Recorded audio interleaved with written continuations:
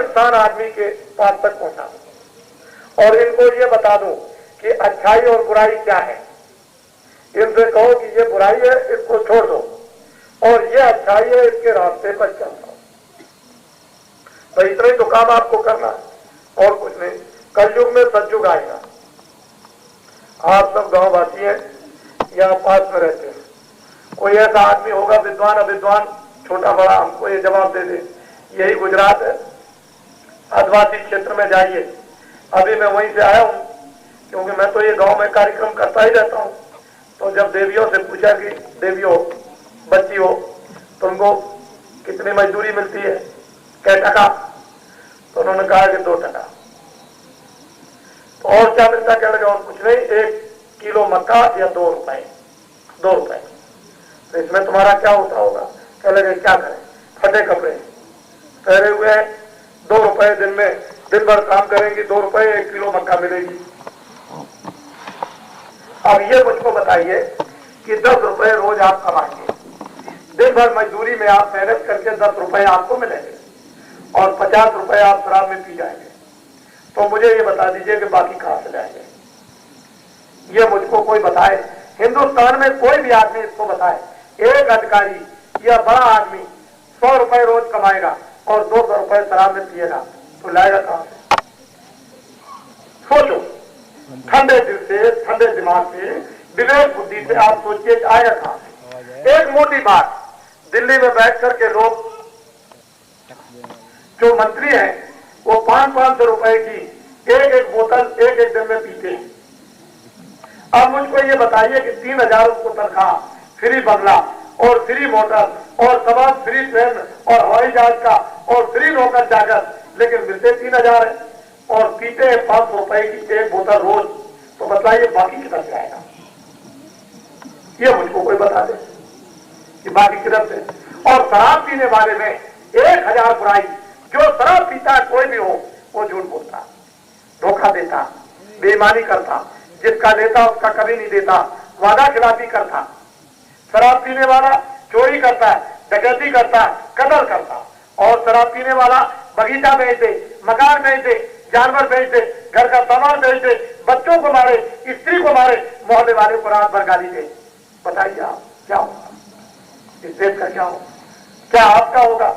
हम कुछ सुनाने आए कि कलयुग में सतयुग आएगा, आप लोग होशियार हो जाओ, लेकिन आप नहीं समझते हो। देखो बच्चियों, मैं तुमको सुनाना चाहता हूं कि खाना तो तुम बनाती हो। ये बच्चियां कान खोल के सुन ले, और बात तो नहीं बताऊंगा। मूंगफली के जो तेल होता है, 1 किलो तेल का दाम 25 रुपया। मूंगफली का जो तेल होता है, जिसको साग सब्जी बनाती हो, 1 किलो का दाम 25 रुपया आपको खरीदना पड़ेगा। समझ रहे हो? 25 रुपए, उसको अच्छी तरह समझ लो।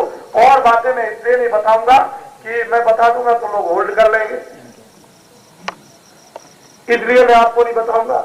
आपको तो अभी कुछ पता है नहीं कि क्या होने जा रहा। महात्मा चिल्लाते रहे आपके लिए, रोते रहे आपके लिए, मरते रहे आपके लिए, ये करते रहे।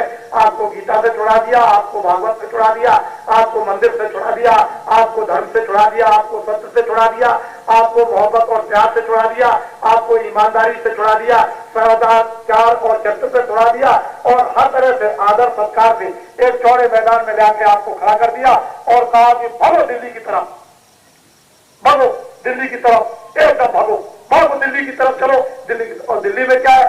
दिल्ली की जमीन अमीन का कोई असर आपने कभी किसी से पूछा कि दिल्ली की जमीन का असर क्या है? तुम एक मकान बनाते हो तो किसी को बुलाते हो, जरा देख लीजिए जमीन ठीक है कि नहीं है, मकान का मुहूर्त करना है, पूजा करनी है, पाठ करनी है, तब इस पर मकान बनता है। कहीं संसार भूमि पर तो मकान नहीं बनता। तो दिल्ली की जमीन कभी आपने सोची कैसी है? चलो मैं आपको बता दूं, दिल्ली के पेड़ फलदार नहीं, दिल्ली के दरख्तों पर फल नहीं लगते। आप पहले सुनिए, दिल्ली के पेड़ फलदार नहीं, और दिल्ली के आदमी मिलनसार नहीं, और दिल्ली की नारियां वफादार नहीं।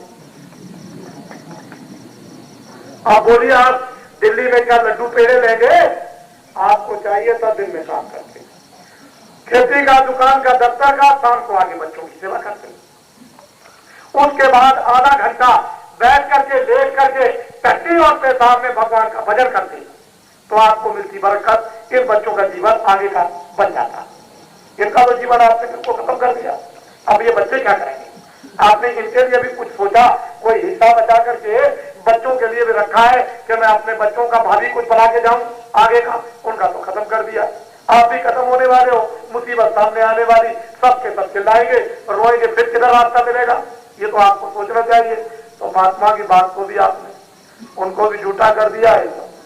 दिल्ली की तरफ गए, वहां जब वहां दिल्ली गए, वहां जाकर बाबूजी, अरे तुम कौन हो, कहां से आए? कह लगे मैं नौसारी से आया। इधर देखो, ये देखो दिन है। दिन को निकाला, हाथ पर रखा, इधर दिल्ली वालों ने क्या रख दिया? देखो तुम मेरे बहुत मित्र और अजीज हो, तुम्हारे जैसा तो मेरा दूसरा कोई है नहीं। ये बताओ इस अटैची में क्या रखा है?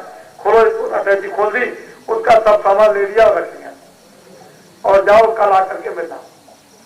बेचारा सामान दे आया, रात भर सोता रहा। जब सुबह मिला, बाबू जी, साहब जी, क्या है भाई, कौन हो, कहां से आए हो, कौन हो? कह रहे मैं कल, मैं तो आपको नहीं पहचानता हूँ कि कौन हो। अरे बाबू जी मैं कल सामान दे गया। अरे सामान अमान दे गए होगे, दे गए होगे, ये शरीर ले जाओ, ये भी चला जाएगा। ये दिल्ली है, ये भी हाथ से 2 घंटे को, ये चुपचाप शरीर को लेकर के चले जाओ। ये दिल्ली है नहीं, शरीर भी चला जाएगा। सामान गया तो गया, जाओ बस। ये वहां इस तरह से साफ। इसलिए तुम बचो भूमि से। जब कृष्ण भगवान आए थे तो परीक्षित को कहा था इसको दिल्ली मत ले जाना, इसको सीधा दिल्ली के बगल से, यानी दिल्ली की जमीन से उधर से, और सीधा हस्तिनापुर ले जाना। और जिस दिन इसको राम तिलक होगा उसी दिन द्वापर खत्म हो जाएगा और कलयुग आ जाएगा। आपको तो कुछ मालूम था। जब अर्जुन को बुलाया कृष्ण भगवान ने, कह रहे भाई इधर आओ, तुम निमित्त मात्र कुछ बन जाओ, तो मुझे तो धर्म की स्थापना करनी। कह लगे मुझे आप पर कोई विश्वास नहीं, मुझे आप पर कोई विश्वास नहीं। अर्जुन कहता है जो उनके साथ रहता है, मुझको आप पर कोई विश्वास नहीं। कहते इधर आओ। उसको बुलाया और बैठा करके उसकी आंखें बंद कराई। कहा जरा बैठ जाओ, आगे बंद करो। आगे बंद की। इधर में जब उनका पूरा कचरा निकाला और जरा सा दरवाजा खोला और सामने जब देखा तो बैराग की तमाम सृष्टि उसको दिखाई दी। अरबों खरबों मरे पड़े। जब उसने बैराग की सृष्टि को देखा तो घबरा गया। कह लगे मैं मर जाऊंगा, मुझे जल्दी से खोल दीजिए, नहीं तो मैं मरा। ठहर जाओ, ठहरो जाओ। जब आंख खोली तो चरणों में गिर पड़ा। कहले देखो मुझे धर्म की स्थापना करनी, तुम निमित्त मात्र खड़े हो जाओ।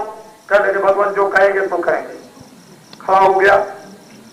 वो जिसको कृष्ण भगवान ने जिस शंकर जी को समाधि से जगाया था, वो जंगल में चले गए धर्म को जगाने के लिए, क्योंकि उस समय पर भी धर्म जंगलों में सो गया।